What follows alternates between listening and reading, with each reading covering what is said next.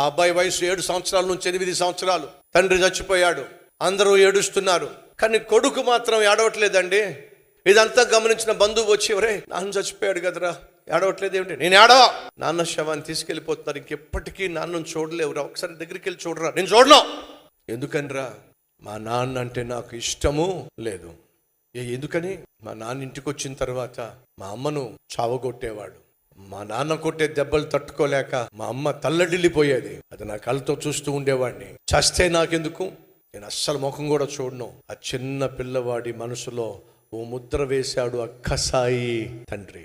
బంగారం లాంటి తండ్రిగా, బంగారం లాంటి తల్లిగా ఉండాల్సిన నువ్వు నీ బిడ్డల గుండెల్లో కసాయి దానిగా, కసాయి తల్లిగా, కసాయి తండ్రిగా మిగిలిపోయినట్లయితే రేపటి దినాన పోయినప్పుడు మట్టి కూడా వేయడానికి వాళ్ళు వెనుకంజ వేస్తారు. ఆ రోజు నీకు రాకుండా ఉండాలి అంటే ప్రేమించో, ప్రార్థించో, పరిశుద్ధంగా జీవించు.